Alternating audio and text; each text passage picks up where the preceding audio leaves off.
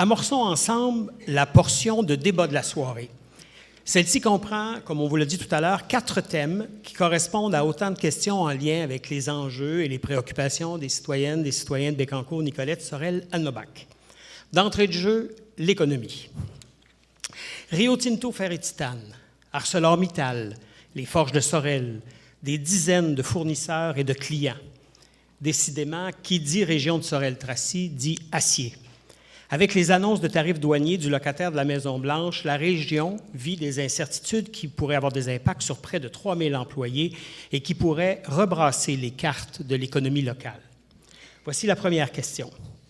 Comment conciliez-vous les positions de votre parti avec la réalité de notre région où l'acier joue un rôle de premier plan dans le contexte de la crise des tarifs? Chacun d'entre vous avait 1 minute pour répondre et je commence avec M. Michel Plourde. Le Parti conservateur du Canada a toujours eu une politique de travailler avec les acteurs du milieu. Alors, le parti va tout d'abord s'entendre avec les grandes compagnies canadiennes, producteurs d'acier, producteurs d'aluminium. Il faut aussi parler de Bécancour dans notre comté. Et puis, nous, ce qu'on préconise, c'est de s'asseoir avec eux, faire un plan stratégique. Comment on va négocier avec le locataire de la Maison-Blanche? C'est comme ça qu'on va travailler. C'est pas dans un vase clos, c'est avec les gens du milieu, puis c'est comme ça qu'on va travailler. Monsieur Pierre Tousignan. Oui, Monsieur Carney, son plan est très clair. On doit ramener les PME en région, on doit encourager les PME existantes et on doit créer de l'emploi pour être autonome. C'est la méthode qu'on veut appliquer. C'est la seule manière de s'en sortir, d'ailleurs. Il y a beaucoup de gens ici dans la région qui ont des très bonnes idées. Les gens de développement économique, les maires, on doit les saluer d'ailleurs, parce que peut-être plus tard, parce que c'est des gens qui ont amené ce qui est le chantier naval à Sorel, la plus belle chose depuis la Seconde Guerre mondiale, et donc on doit les appuyer. Présentement, ils ne sont pas là. Merci. Monsieur Louis Plamondon.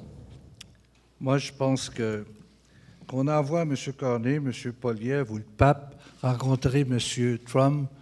Il n'y aura rien qui va se passer parce que le lendemain, il va changer d'idée, comme il a fait avec le premier ministre, M. Ford, qui se prenait pour le capitaine Canada. Il est allé 2 fois en disant que c'était des rencontres constructives et il s'est ramassé avec 25 % sur ses automobiles.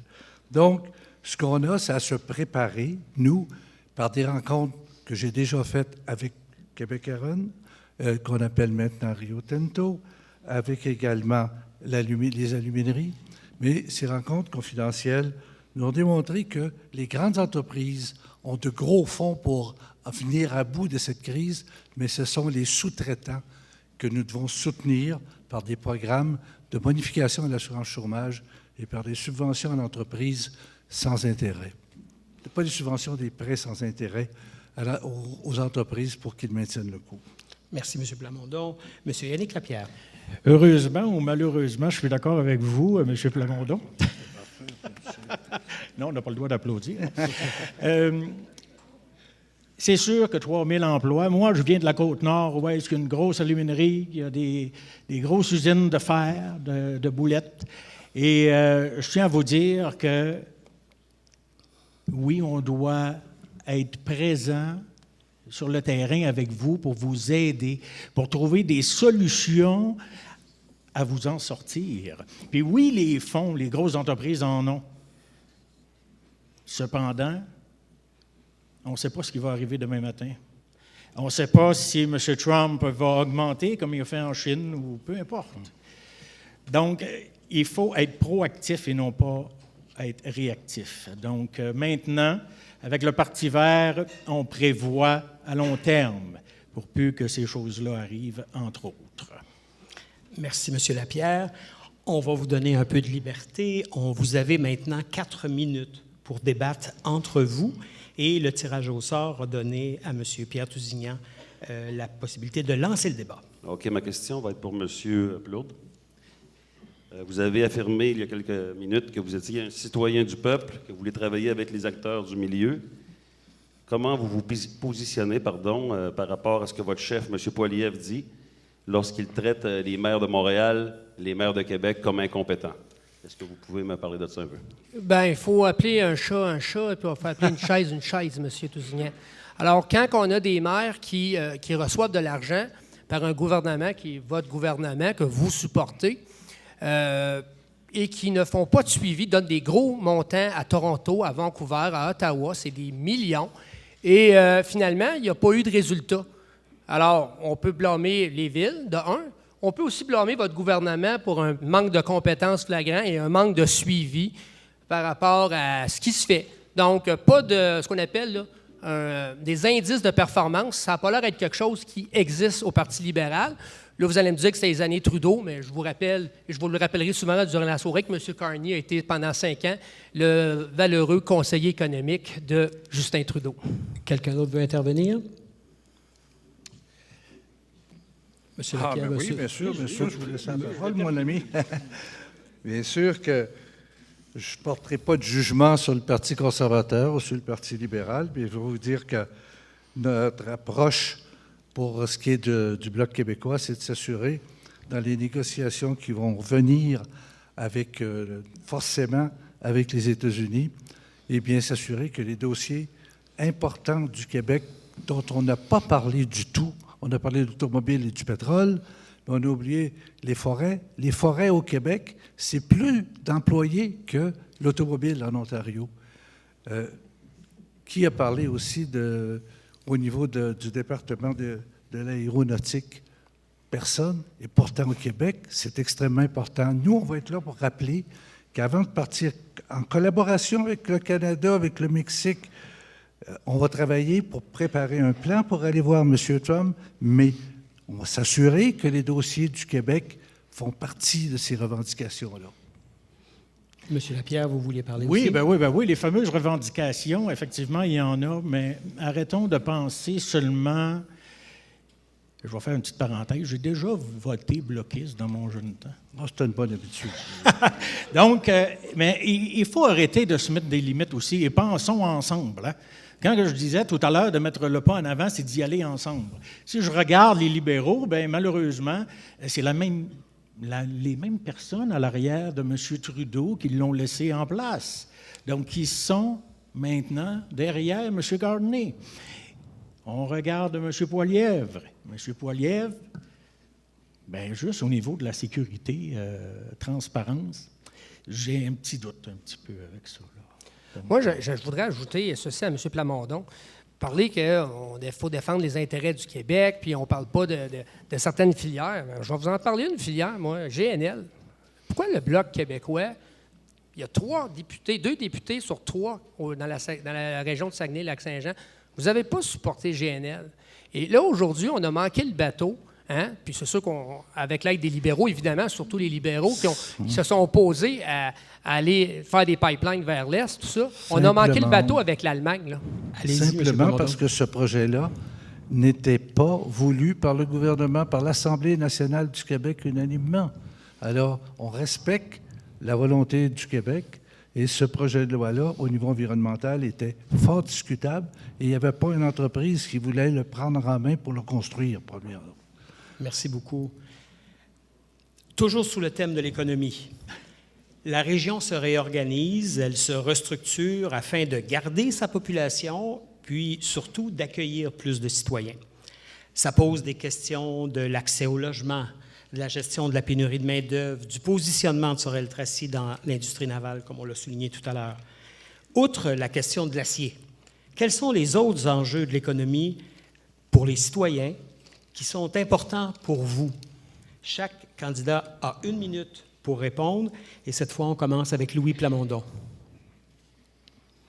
Ce qui est important pour moi au niveau du développement, pour ce qui est de la construction, il y a déjà 200, plus que ça, 700 permis donnés par la Ville de Sorel, par exemple, pour la construction de logements. Il y a donc de l'espoir dans ce domaine-là, mais bien sûr, il faut prévenir encore davantage parce qu'il y aura le développement du port de Contrecœur qui apportera énormément aussi de citoyens à venir résider dans la région. Et comme Contrecœur est pas mal Ces terrains disponibles pour cela sont complètement utilisés. Alors là, ça va s'en venir vers chez nous. Et il va y avoir aussi à développer un problème routier, parce qu'énormément de camionnage va se faire. Ça va être des dossiers qui vont venir, mais j'ai confiance énormément en toute l'équipe de la SADC, du CLD, l'équipe de développement économique de Sorel, de même que les membres de l'Hôtel de Ville. Merci, M. Plamondon. M. Michel Plourde. En partant, on a deux. M. Plamondon vient de parler des ports. Il y a un port aussi à Bécancour qui est provincial, mais on est sur une voie maritime, donc c'est fédéral. Donc, on va le nommer, l'autoroute 30. Je sais que c'est provincial, mais il va falloir s'asseoir pour faire les ponts avec ce dossier-là et le relancer, puis voir comment le fédéral peut aider. Ça, c'est la première chose. Deuxième chose, bien, je vais vous le répéter, moi aussi, M. Tousignan, je suis représentant du peuple, j'aime le raisin. Pince d'impôt de 15 % ça va remettre de l'argent dans les poches des gens. Nos aînés, plus 10 000 avant d'être imposés, vont pouvoir revenir au travail sans se dire « je vais être pénalisé ».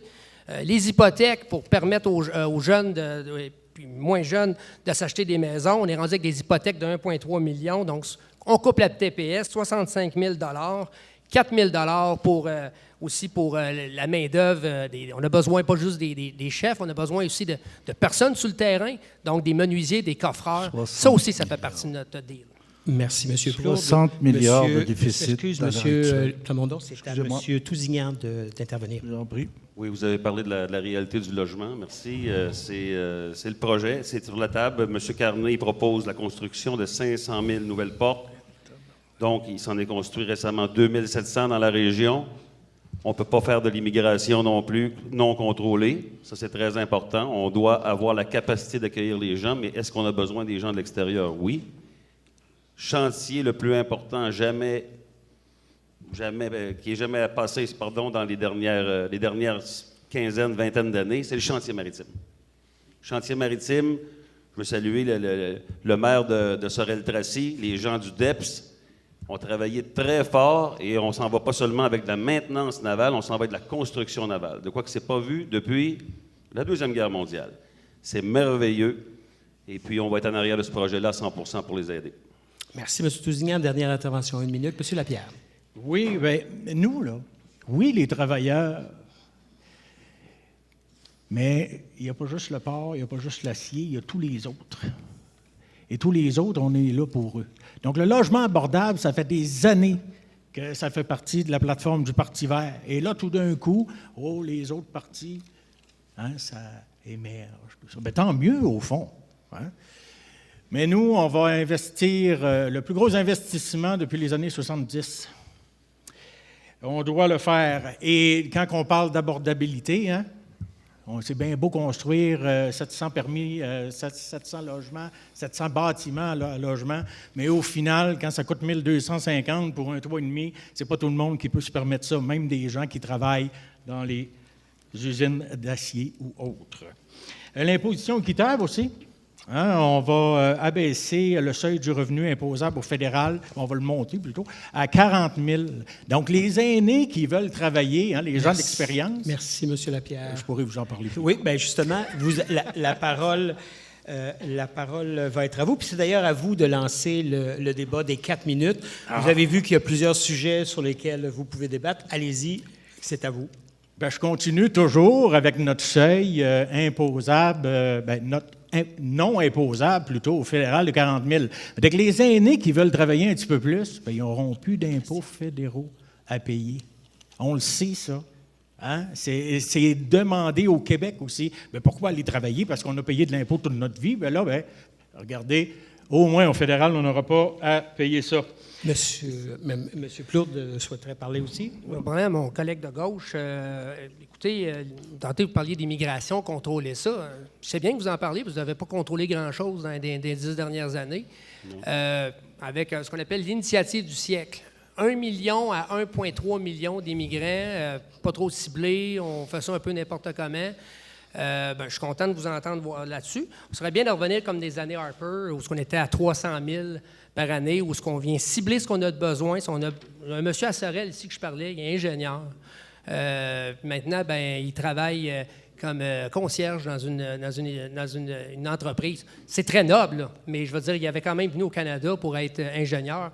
Fait que j'aimerais ça que vous m'expliquiez comment vous contrôlez ça, l'immigration, comment vous ciblez ça. Avant, vous me parliez des années Harper. Là, c'est les mêmes années où ils ont passé des lois contre les syndicats et les employés syndiqués. Là. M. Poilievre, en ce moment, là, il y a une mobilisation des syndicats contre lui. Donc, si on veut protéger des bons emplois, nous, on est là pour ça. Si vous, ça ne vous tente pas, c'est une autre chose. Concernant l'immigration, il n'y a pas juste la mauvaise immigration. Ma femme, mon épouse est ici à ce soir, moi. Il n'y a personne dans l'enseignement. Vous savez comment il manque de monde? Il en manquait 6 000 l'année passée, avant de commencer la rentrée scolaire. Ma femme est immigrante. Elle a apporté à la région, elle travaille, elle est prof de musique à tous les jours. Il faut faire attention quand on met tous les immigrants dans le même Je ne l'ai pas fait, monsieur. Parfait. Faites attention à ce que vous dites. Ben oui, c'est vous qui avez posé la question. Non, faites attention à ce que vous dites. C'est pas n'importe quoi. Laissez vous parler. Deuxièmement, oui, ben j'avais pas fini, mais c'est correct, si vous voulez que je finisse. Non, allez-y. Non, mais deuxièmement, justement, c'est ça, là. Carney l'a dit, c'est pas n'importe quelle immigration. On travaille dans le futur, on ne travaille pas 20 ans en arrière. M. Plamondon qui vient de lever le doigt. Alors, c'est clair que le gouvernement avait perdu le contrôle au niveau de l'immigration et un profond irrespect pour le Québec qui accueillait les réfugiés. 60% des réfugiés arrivaient au Québec. Et c'est Québec qui, à cause de la loi sur les réfugiés, devait immédiatement leur remettre le bien-être, carte d'assurance santé, et qui se retrouvait avec un manque de place en garderie. On a dû construire 24 écoles à Montréal, 24 classes à Montréal spéciales pour pouvoir les accueillir en garderie ou au cours primaire ou secondaire. C'était complètement le désordre. Et c'est le Bloc qui s'est battu pour fermer le chemin Roxham. Et après des dépenses de plus de 1 milliard pour le Québec à cause d'une immigration non contrôlée par le fédéral et non répartie dans l'ensemble des provinces. Là, il y a eu un désir de baisser de 160 000 et pour le Québec également de baisser le nombre. Et soyons, lorsque vous parlez d'ingénieurs ou de professeurs de musique, c'est pas ça qui est rentré là, l'immigration. Si vous parlez d'une immigration sélective, ça, on en manque. Mais d'une immigration sans diplôme et rien, là, ça pose un problème. Pour les dernières secondes, M. Plourde. Je suis en bonne partie d'accord avec vous, M. Plamondon. Je vais revenir à mon collègue de gauche. Avec l'immigration, ça a causé aussi une grosse pression sur les logements, une grosse demande, peu d'offres. Puis ça a contribué largement à l'inflation. Merci, M. Plourde. Merci à vous quatre.